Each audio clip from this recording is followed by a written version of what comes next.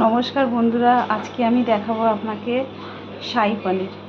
তো এখানে আমি বোর্ড হিসেবে পনির কেটে নিয়েছি। 250 গ্রাম পনির আছে। এখানে আছে মেথি পাতা, এটা আমি শুকনো কলায় ভেজে নেব। এখানে আছে 10টা কাজু, 10টা কিশমিশ, 4টে আলমন্ড আর 2খানা টমেটো, একটা বড় পেঁয়াজ, 4 কোয়া রসুন, 2টো কাঁচা লঙ্কা, 1 টুকরো আদা। এই সবগুলোকে আমি একসঙ্গে একটা পেস্ট তৈরি করে নেব। আমিও সব মিক্সিতে দিয়ে দিয়েছি। এবার এগুলো ভালো করে আমি বেটে নেব। আমি এবারে কড়াইয়ের মধ্যে দিয়ে দেব 1 চামচ ঘি আর দিয়ে দেব অল্প একটু সাদা তেল।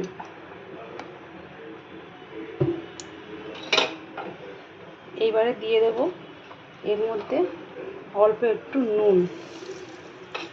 এই সবটাই ভালো করে গরম হয়ে গেলে এর মধ্যে দিয়ে দেব পিস করা কাটা পনিরগুলো।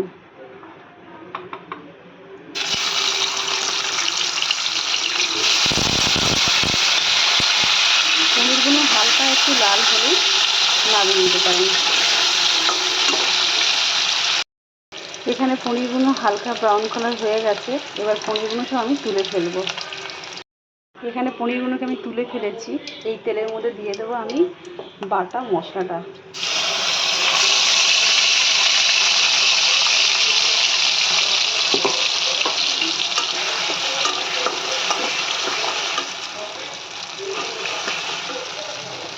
এর মধ্যে দিয়ে দেবো আমি স্বাদ মতো নুন আর দিয়ে দেবো 1 চামচ চিনি।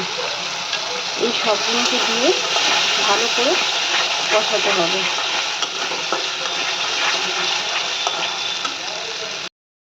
আমি দিয়ে দেবো এর মধ্যে একটুখানি কাশ্মীরি লাল, তাহলে রঙটা খুব সুন্দর হবে।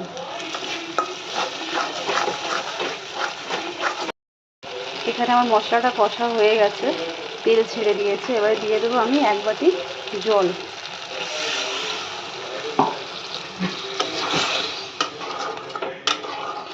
জলটা ফুটে উঠলেই পনিরটাকে দেবো।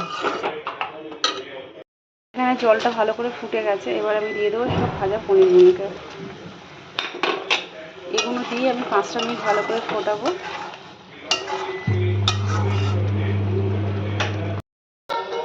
এখানে পনিরটা 5 মিনিট হয়ে গেছে। এবারে আমি দিয়ে দেবো এর মধ্যে অল্প একটু ক্রিম।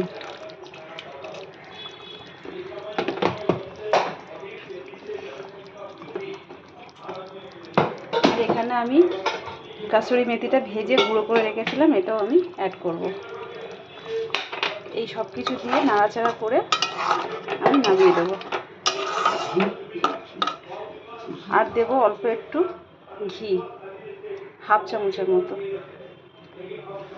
তো বন্ধুরা, আজকে আমার শাহী পনির এখানেই পুরো কমপ্লিট। দেখতেও খুব সুন্দর হয়েছে, খেতেও খুব ভালো হয়। আপনারা বাড়িতে বানিয়ে দেখবেন। ভালো লাগলে লাইক করবেন, শেয়ার করবেন। আজকে আমি এখানেই শেষ করছি। ধন্যবাদ।